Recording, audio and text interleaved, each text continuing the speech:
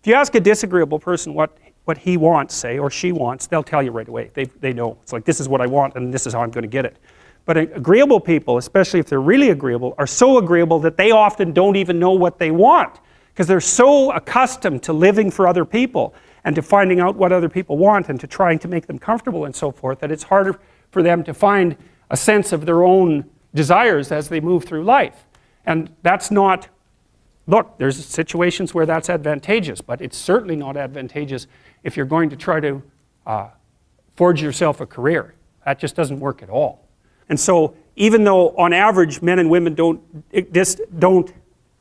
aren't that much different in terms of their levels of agreeableness by the group, if you go out and you look at the extremes, they're very different. So all of the most agreeable people are women, and all of the most disagreeable people are men. And the thing is, the extremes are often what matter rather than what's in the middle. And so one of the ways that's reflected in society, by the way, is there's way more men in prison. And the best personality predictor of being imprisoned is to be low in agreeableness. It makes you callous. Now you might think, well, what's the opposite of compassion and politeness? And the answer to that is, I think it's best sort of conceptualized as a trading game. So let's say that we're going to play repeated trading games. And if you're very agreeable, then you're going to bargain harder on my behalf than you're going to bargain on your own behalf. Whereas if you're very disagreeable, you're going to do the reverse. You're going to think, I'm in this trading game for me, and you're going to take care of your own interests. Where an agreeable person is going to say, no, at best this is, at worst this has to be 50-50, but I'd like to help you every way I can. One of the things you have to be careful of if you're agreeable is not to be exploited, because you'll line up to be exploited. And I think the reason for that is because you're wired to be exploited by infants. And so that just doesn't work so well in that actual world. And one of the things that happens very often in psychotherapy, people come to psychotherapy for multiple reasons, but one of them is they often come because they're too agreeable.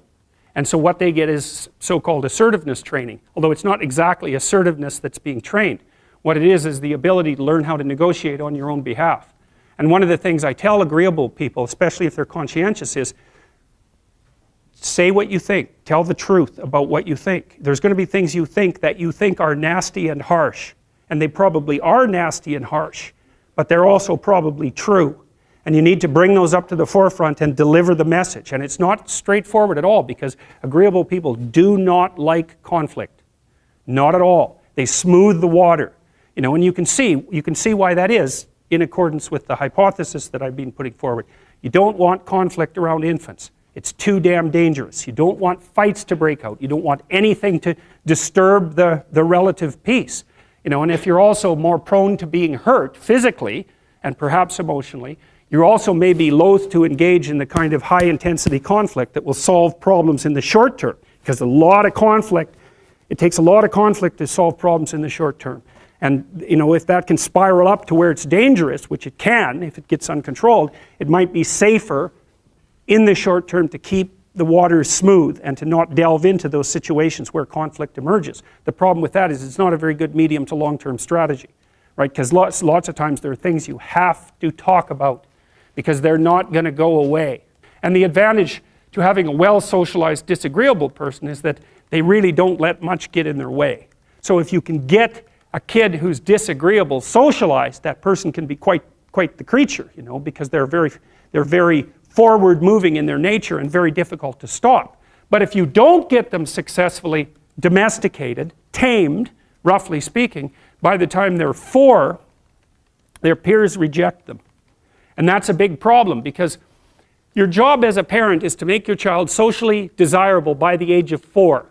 Like you want to burn that into your brain, because people don't know that. That's your job. And here's why. It's easy if you think about it carefully. So you imagine you've got a 3-year-old child, so sort of halfway through that initial period of socialization, and you take that child out in public. Okay, what do you want for the child? Who cares about you? What do you want for the child? You want the child to be able to interact with other children and adults so that the children are welcoming and smile and want to play with him or her, and so the adults are happy to see the child and treat him or her properly. And if your child's a horrible little monster because you're afraid of disciplining them or you don't know how to do that properly, then what they're going to do is they're going to experience nothing but rejection from other children, and false smiles from other parents and adults. And so then you're throwing the child out there into a world where every single face that they see is either hostile or lying.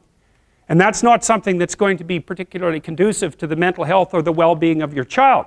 If your child can learn a couple simple rules of behavior, like don't interrupt adults when they're talking too much, and pay attention, and try not to hit the other kids over the head with the truck any more than is absolutely necessary, then, and share and play properly, then when they meet other kids, the kids are going to try out a few little play routines on them, and that's going to go well, and then they're going to go off and socialize each other for the rest of their lives. Because that's what happens, is that from 4 years old onwards, the primary socialization with children takes place among other children. And so if the kids don't get in on that early, they don't move into that developmental spiral upwards, and they're left behind. And you can imagine how terrible that is, because a 4-year-old will not play with another 4-year-old who's 2. But a 5-year-old certainly will not play with a 5-year-old who's 2, right? Because the gap is just starting to get unbelievably large. And so the kids start out behind, and then the peers leave them behind, and then those kids are alienated and outside the peer group for the rest of their life. Well, those are the ones that grow up to be long-term antisocial, right? They're already aggressive. It doesn't dip down. Now, what happens to normal boys, roughly speaking? Imagine the aggressive 2-year-old types. They get socialized, so their level of aggression goes down, and then they hit puberty and testosterone kicks in, and bang, levels of aggression go back up. And so that's why males are criminals between the ages roughly of 16 and about 25. So, and it matches the creativity curve, by the way. It's so cool. If you look at the spike of creativity among men, 16 to 25, then it starts to go down. Criminality matches that absolutely perfectly. So that's quite cool. So, and so the testosterone levels raise the average level of aggression among men. It's more dominance than aggression, actually, and testosterone is by no means all bad. And then it starts to decrease at about age 25 or 26, which is usually when men stop staying up late at night, stop drinking as much, develop a full-time career, and take on the burdens and responsibilities and opportunities that are associated with a long-term partner and family. And so, well, so that's the development of what I would call predatory aggression, because I also think that the agreeableness distribution is probably something like predatory aggression versus maternal sympathy. It's something like that. So if you look at other mammals that are predators, because we're predators as well as prey animals, if you look at other animals like bears, the male bear has absolutely nothing to do with the raising of the infants. In fact, the female bears will keep the male the hell away, because he's likely to kill the infants and maybe even to eat them. So there's no maternality at all in solitary male mammalian predators. It's really useful to investigate the viewpoints of people who have opposing views to yours, because they'll tell you things. Not only will they tell you things you don't know, they'll also tell you how to see the world in ways that you don't see it. And they'll also have skills that you don't have, that you could develop. So for example, if you're an introverted person, it's very useful to watch an extroverted person, because the extroverted person has ways of being in the social world that aren't natural to you, that you can use to improve your toolkit. And if you're disagreeable, one of the best things to do with disagreeable people, especially if that's alienating them from other people, for example, because it can, people treat you like you're a selfish, arrogant son of a, maybe that's because you are. It's like, okay, so what do you do about that? One of the most promising treatments, let's say, for that is get the person to do something for someone else once a day, just as a practice, and learn how to do it. Maybe you can wake the circuit up, if you think that it's lying dormant in you, which is probably right. I think we have a very wide range of propensities within us. Some are switched on, genetic propensities. Some are switched on, but I think that if you put yourself in the right situation or walk yourself through the right exercises, you can switch some of these other things on as well. But it takes work and dedication and discipline. I would say, generally speaking, if you want to adapt yourself properly to life, you should find a niche in the environment that corresponds with your temperament. Right? You shouldn't work at cross purposes to your temperament, because it's just too damn difficult. But having done that, then you should work on developing the skills and viewpoints that exist in the space opposite to your personality, because that's where you're fundamentally underdeveloped. And that way I think you can extend out your temperamental capability across a wider range. And to me that's roughly equivalent as bringing a richer toolkit to each situation. You know, so if you're hyper extroverted, you should probably learn to shut up at parties now and then and listen just to see what's going on, to see if you can manage it, you know. And if you're introverted, well, then you should learn how to speak in public and to learn how to go to parties without hiding in the corner and saying nothing to anyone. You know, and if you're agreeable, then you need to learn how to be disagreeable so people can't push you around. And if you're disagreeable, you need to learn how to be agreeable so that you're not an evil son of a bitch. So, and the same thing applies even in the conscientious domain. It's like if you're too conscientious, you need to learn to relax and let go a little bit. And if you're unconscientious, it's time like, get out the Google Calendar, man, and start scheduling your day, right? And beat yourself on the back of the head with a stick until you're disciplined enough so that you can actually stick to something for some length of time and not living in absolute squalor, which is something that would characterize someone who's very disorderly, for example, because they don't notice. It doesn't bother them, disorder. It's like, maybe they can see it, but it doesn't have any emotional valence, and so it doesn't have any motivational significance.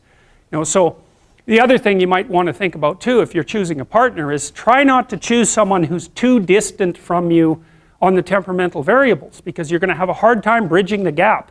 You know, it's hard for an introverted person and an extroverted person to coexist.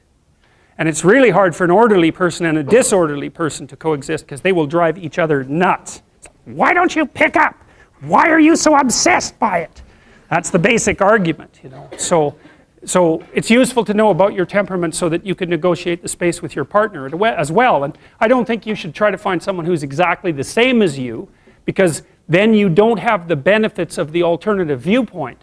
But you got to watch it, because you may hit irreconcilable differences of various sorts. And I've seen that most particularly among couples who are high and low in openness. That's a rough one. And also high and low in conscientiousness. That's another rough one, because they just cannot see how the other person sees the world at all.